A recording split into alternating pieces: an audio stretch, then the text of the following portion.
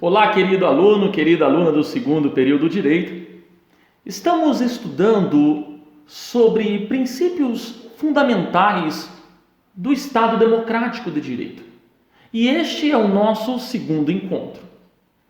Para nós situarmos esta segunda aula, vamos lembrar que na classificação dos princípios que fundam o Estado Democrático de Direito, nós temos princípios que definem a forma, a estrutura e o fundamento do Estado brasileiro, artigo 1º da nossa Constituição, e é aí que nós estamos estudando.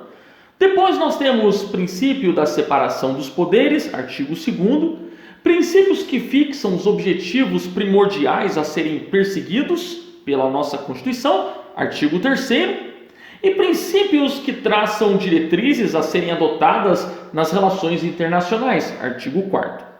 Esses 4 artigos compõem o título 1 de princípios fundamentais do direito na nossa Constituição. Como já dito, estamos dentro de princípios que definem a forma, a estrutura e o fundamento do Estado brasileiro, artigo 1º, e estudamos o caput na aula anterior. No caput nós vimos 3 princípios: princípio republicano, ou princípio da república, princípio federativo e princípio da indissolubilidade do vínculo federativo. Ainda dentro do primeiro grande tópico, princípios que definem a forma, estrutura e fundamento do Estado brasileiro, iremos estudar agora os incisos do artigo 1º, os quais são soberania, e aí nós temos o primeiro princípio, princípio da soberania. Cidadania, princípio da cidadania. Dignidade da pessoa humana, princípio da dignidade da pessoa humana. Inciso 4, valores sociais do trabalho e da livre iniciativa, também é um princípio. E o inciso 5º, o pluralismo político, que também é um outro princípio. 5 incisos, 5 princípios. Vamos lá? Vamos então estudar o 4º princípio.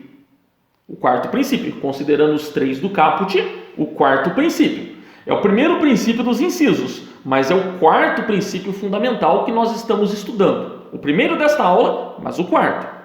Tranquilo? Eu estou insistindo muito nessa questão da divisão dos tópicos para que não aconteça de alguém se perder, né, no meio desse estudo. Então, 4º princípio, princípio da soberania. Aqui eu me socorro das lições do doutrinador Marcelo Caetano e eu leio para vocês.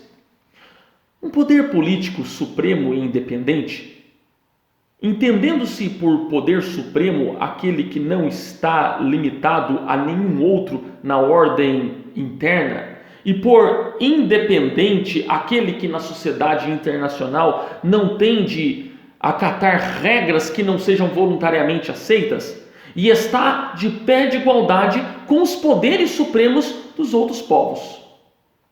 Aqui, meus amigos, eu quero falar com vocês primeiramente da soberania interna.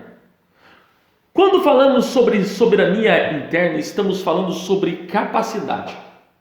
A capacidade que a União tem de elaborar as suas próprias normas, não somente as normas constitucionais, claro, a partir delas, mas normas federais e assim por diante, e ditar o ordenamento que será seguido pelos Estados-membros, Distrito Federal, municípios. Aqui, meus amigos, então temos a capacidade, quando falamos de soberania interna, a capacidade de se estabelecer a própria ordem jurídica. E se nós tivermos qualquer ordem, qualquer regra, qualquer lei que não pertença originariamente ao nosso país, não será admitido pelo princípio da soberania. Mas daí a gente fala assim, mas espera aí, professor, e os tratados internacionais? Meus amigos, este é um belo exemplo de se estudar a soberania, porque os tratados, as convenções internacionais, ingressarão como lei no nosso município, no nosso estado, na União, ingressará na União como norma federal. Os tratados internacionais passarão por um processo de ratificação no STJ. Não vamos estudar isso agora, mas há um processo de análise em que o STJ aprova o ingresso do acordo internacional, de uma norma, uma legislação internacional entrando no Brasil como lei federal. Portanto, qualquer regra heterônoma só poderá valer nos casos e nos termos admitidos pela própria Constituição, que é o caso dos tratados internacionais. Vamos falar agora sobre soberania externa. Aqui, meus amigos, é importante nós lembrarmos dos direitos dos neutros e da soberania entre as nações. O que é o direito dos neutros?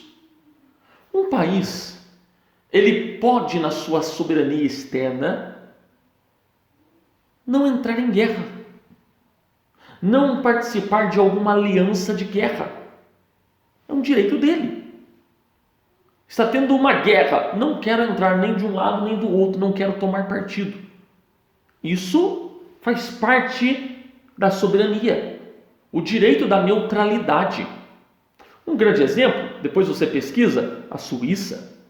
A Suíça há muitos anos, há muitas décadas, é um estado neutro.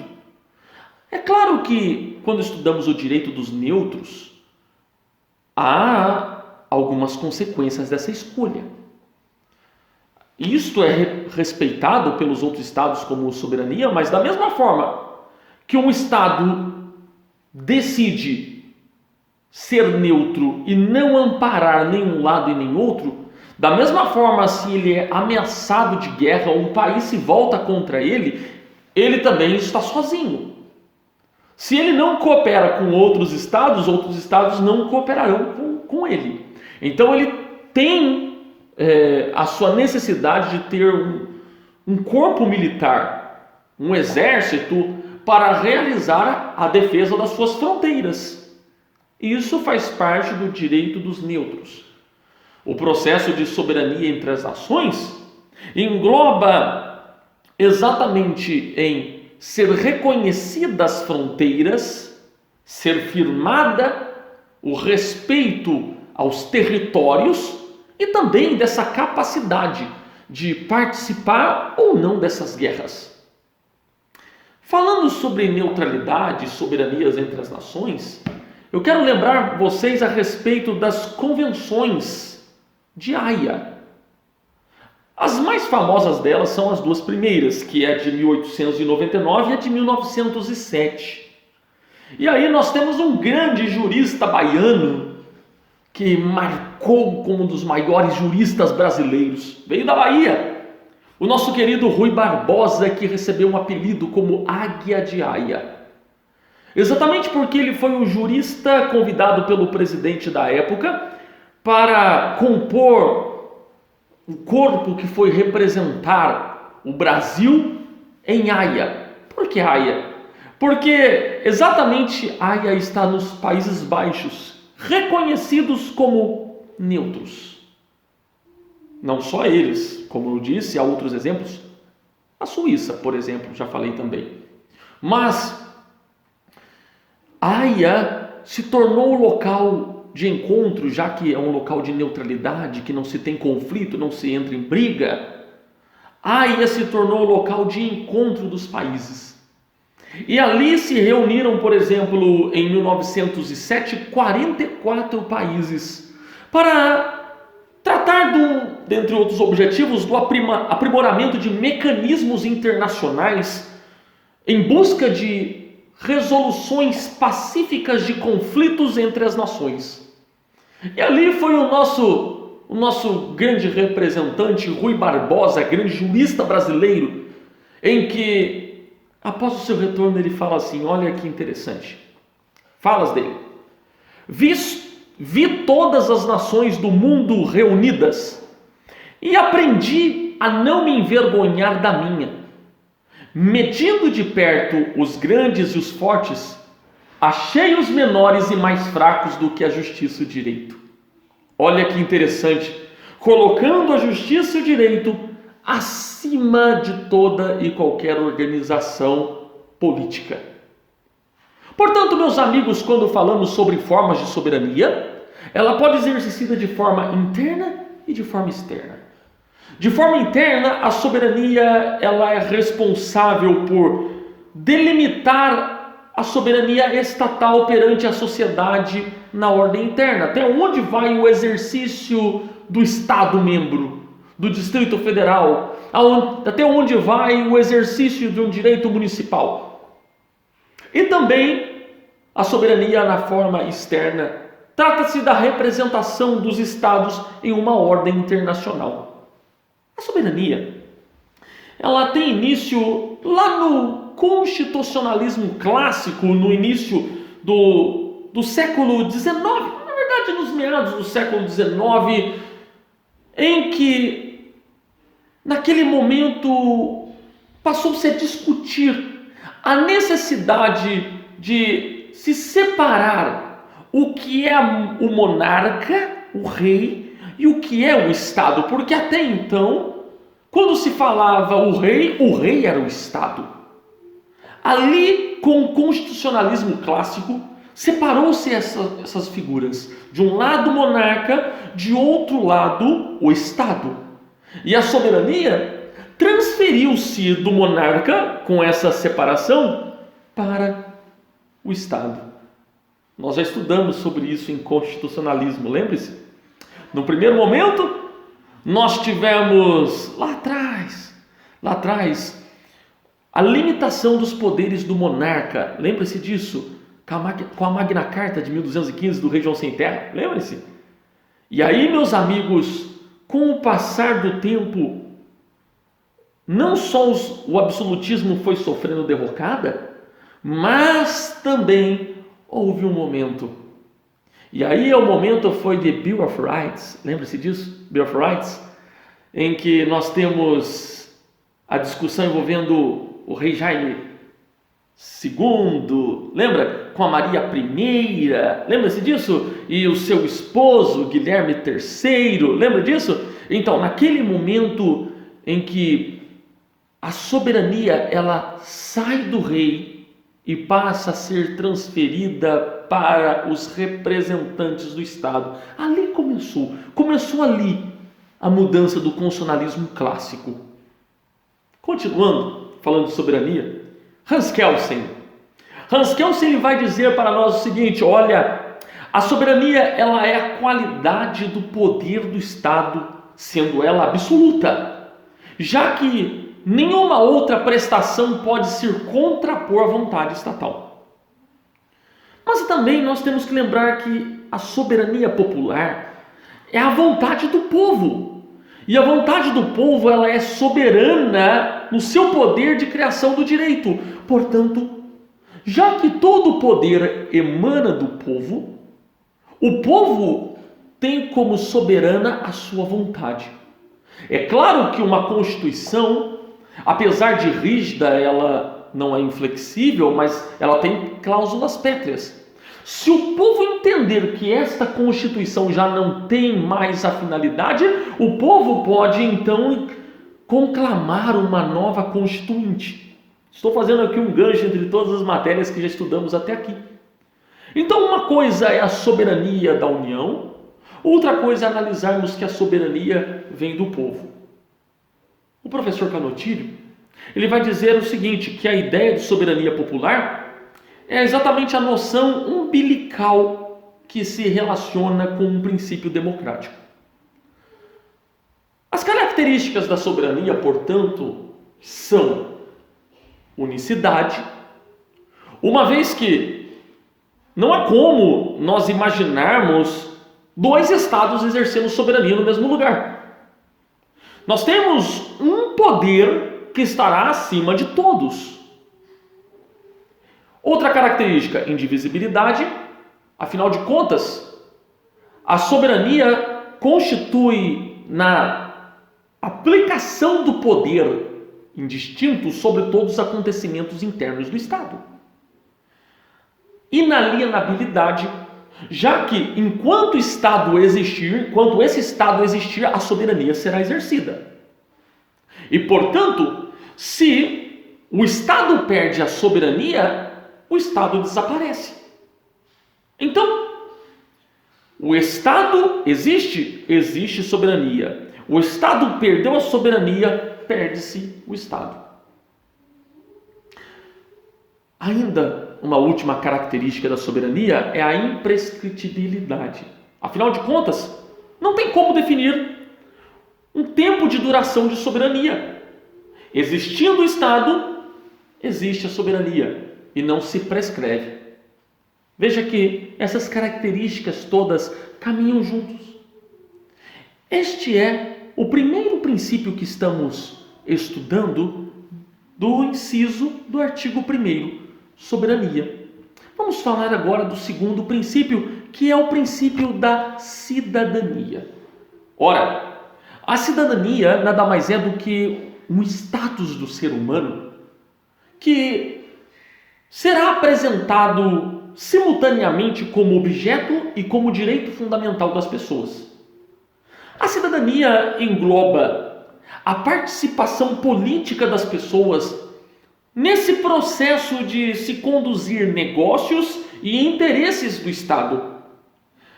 Antes, ser cidadão era ter capacidade apenas de votar e ser votado.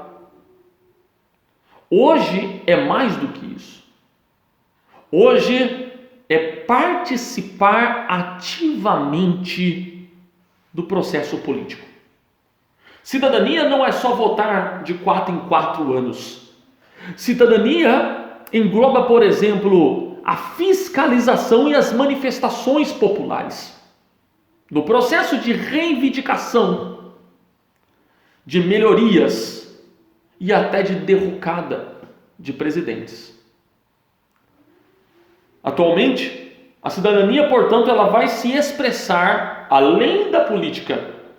Ela vai se envolver com discussões de direitos, de garantias fundamentais. Aí nós temos as passeatas em busca de legalização da maconha, legalização do aborto, passeata em prol dos direitos dos índios, e assim por diante. Passeata, Marcha para Jesus, passeata referente à Marcha do Orgulho Gay, LGBT. E aí, meus amigos, tudo isso está dentro de um processo de cidadania. Inclusive até as manifestações recentes que nós vimos, manifestações lamentáveis, pedindo intervenção constitucional militar, já que não existe isso previsto na nossa Constituição. Mas, nesse processo democrático, é um exercício da cidadania. Próximo inciso, princípio da dignidade da pessoa humana. Aqui, lembremos da lição de Kant. Vamos citar aqui dois filósofos, Kant e São Tomás de Aquino. São distinções, são terminologias, conceituações distintas, mas que guardam relação dentro da dignidade da pessoa humana. Kant ele fala, olha, o homem tem um fim em si mesmo. Portanto, tudo que ele faz é para si. E aí está realmente uma dignidade da pessoa humana. Esse é o princípio da existência humana, de acordo com Kant. São Tomás de Aquino, ele vai buscar um conceito divino. E ele fala assim, o ser humano, ele foi criado à semelhança de Deus. Razão pela qual reside sua especialidade, como consequência, sua capacidade de autonomia, autodeterminação, dando-lhe vontade própria e assim liberdade por natureza. É uma conceituação que tem enraizamento na fé, mas ainda assim guarda relação com a dignidade da pessoa humana, até porque a fé faz parte do processo, esse respeito à fé, da dignidade da pessoa humana. Alexandre Moraes, ele vai definir que a dignidade da pessoa humana engloba um valor espiritual, moral, inerente à pessoa, que vai se manifestar de um modo singular no processo de autodeterminar-se de acordo com a sua consciência, de acordo com a sua própria responsabilidade da sua vida. Aqui, meus amigos, enquanto eu falo desses conceitos, lembre-se, por exemplo, da discussão do casamento entre pessoas do mesmo sexo. Lembre-se da discussão dos testemunhos de Jeová, que estão aguardando a decisão do STF para que seja realizada cirurgia sem transfusão de sangue, exatamente porque a dignidade da pessoa humana, ela guarda relação com o valor espiritual e moral, em que a pessoa ela tem a capacidade de se manifestar de autodeterminação, consciente, com responsabilidade da sua própria vida, e que vai trazer consigo exatamente essa pretensão de respeito pelas demais pessoas, e as pessoas respeitando este ser humano. E aí nós temos um mínimo de invulnerabilidade que o ordenamento jurídico ele tem que garantir, de forma que somente em casos excepcionais poderá ser feitas limitações a essa invulnerabilidade, a esses direitos fundamentais. Por isso que se discute até que ponto o Estado pode interferir nestas relações privadas, na vida privada. Não se pode desprezar nem menosprezar o necessário respeito a todas as pessoas enquanto seres humanos. E isto que eu estou falando está dentro da conceituação de Alexandre de Moraes. Sobre isso, Ronald Dworkin ele vai trazer uma ótica de análise a respeito sobre dignidade da pessoa humana, e ele vai falar assim: olha, nós temos duas dimensões.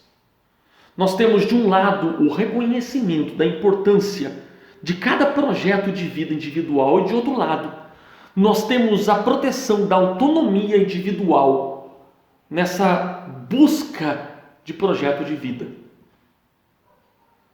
Nós temos um jurista, na verdade ele é juiz e também professor, o Dr.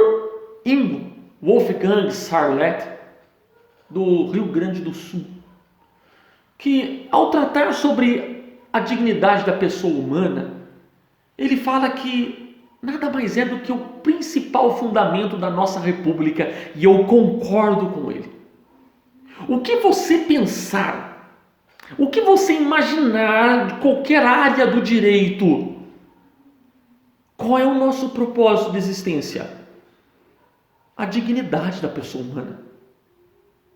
Nós queremos ser felizes, queremos ser respeitados, nós queremos ter um amparo aos nossos anseios particulares, aos nossos sonhos. Tudo que fere a dignidade da pessoa humana fere todo o ordenamento jurídico constitucional. E aí o professor Sarlet, ele fala o seguinte: a dignidade ela constitui uma qualidade inata do ser humano com algo inerente à própria condição humana. Parece correto afirmar que, já em outro sentido, a dignidade representa um valor especial e distinto, reconhecido em cada ser humano como sendo merecedor de igual respeito, proteção e promoção, independente das circunstâncias concretas de cada pessoa. E aí fica exatamente esse reflexo de que adianta viver se a sua dignidade não for respeitada. De que adianta existir se a sua dignidade não for honrada. Brilhantes lições do professor Ingo Sarlet. Brilhante. Concluindo, meus amigos, esse inciso que trata da dignidade da pessoa humana. A dignidade, portanto, ela consiste em um valor intrínseco do ser humano, que vai gerar para o indivíduo exatamente esse direito de decidir de forma autônoma sobre os seus próprios projetos, projetos de existência, projetos de felicidade. E esta autonomia, ela, quando não for possível, quando não puder ser externada, ainda assim deve ser considerado e respeitado a sua condição. Imagine uma pessoa que está em coma. Ali, estando em coma, a dignidade da pessoa humana deve ser respeitada. A forma como ela está sendo tratada ali. Aqui nós temos então uma duplicidade de condições. De um lado, uma dimensão defensiva. De outro, uma dimensão prestacional. Deve-se prestar a tutela e deve-se defendê-la.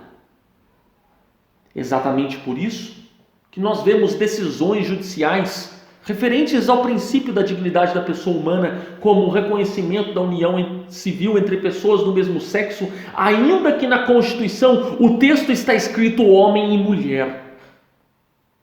Também, referente a isso, outra decisão judicial é a liberdade de expressão e a dignidade da pessoa humana, que já foi decidido até onde vai. Por exemplo, a liberdade dos jornalistas, falando de pessoas que estão na vida pública. É claro que aí, meus amigos, limita-se. A dignidade humana está na privacidade, na intimidade. Nesse ponto, ainda que estejamos falando de alguém que tem vida pública, a intimidade não pode ser tocada. E isso foi reconhecido já também pelo STF. Temos ainda o inciso que trata do princípio dos valores sociais do trabalho e da livre iniciativa. Aqui estamos falando de um princípio básico e um princípio que serve de base para a liberdade do exercício de qualquer atividade econômica, desde que seja lícita, é claro, desenvolvida em nosso país. Quando falamos de valores sociais do trabalho, nós estamos falando de respeitar a dignidade do trabalhador, seja ele um empregado, um autônomo ou o próprio empregador. Aqui se impõe ao Estado que ele se abstenha no que se concerne à concessão de privilégios econômicos a uma pessoa ou um grupo. E falando de livre iniciativa, aqui nós tratamos de uma noção ligada à liberdade da empresa e de contrato. Isto servirá como um supedâneo para o liberalismo econômico e para o capitalismo. Mas é claro que essa livre iniciativa ela será reproduzida no plano da ordem econômica, e aí nós temos o regulamento no artigo 170 da Constituição Federal, e terá como finalidade assegurar condições da dignidade e da justiça social. Não vai ser absoluto, portanto, assim como nenhum direito no nosso ordenamento é absoluto. Porque nós vamos encontrar um limite dessa livre iniciativa. O limite da livre iniciativa é a função social da empresa. Se a função social da empresa não for respeitada, teremos sim uma intervenção estatal. Aqui nós vemos essa livre iniciativa como algo enraizado em toda a estrutura constitucional expressa e implícita. Vários princípios estarão interligados aqui. Não se trata de uma liberdade individual. Se trata de algo maior. Aqui nós falamos de propriedade, então de direito de propriedade, de dignidade da pessoa humana, de valores de bem-estar, de justiça social, de proteção ao meio ambiente e até mesmo da livre concorrência. Portanto, o próprio Estado ele vai poder exercer esse direito de liberdade, monopolizando, concentrando e dividindo entre pessoas de direito privado quando necessário. Tudo começa com o direito público, mas essas organizações seguem para o direito privado. E esse princípio, além do direito de exercício de atividades econômicas, também vai criar desdobramentos para se manter um equilíbrio econômico do país, um equilíbrio comercial. Por fim, meus amigos, falamos do último inciso do artigo 1º, que é o princípio do pluralismo político. Este, meus amigos, é um mecanismo que vai servir para afirmar a ampla e livre participação do povo nos destinos políticos do país. Isso guarda relação com a democracia. Veremos a democracia em outra aula, mas isso guarda relação exatamente pela possibilidade de ser representado. Quando nós temos o pluralismo político, nós temos a defesa do pluralismo de ideias. Aqui é um respeito às multifacetadas convicções da filosofia da política e essa capacidade, de acordo com essas formas distintas, essas formas heterogêneas de entendimentos, de ideias, sendo representadas por partidos políticos. Por isso é necessário esse pluralismo político.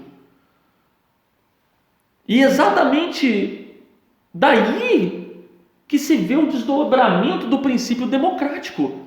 Porque a democracia engloba você ser respeitado nas suas ideias, nas suas convicções. E para isso você precisa de um partido que represente a sua ideia. Por isso precisamos desse pluralismo. Exatamente por essa multiplicidade de convicções, de pensamentos, de planos, de projetos de vida.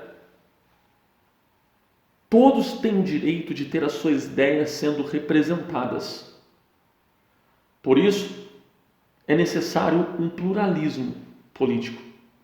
Isso guarda relação exatamente com o liberalismo.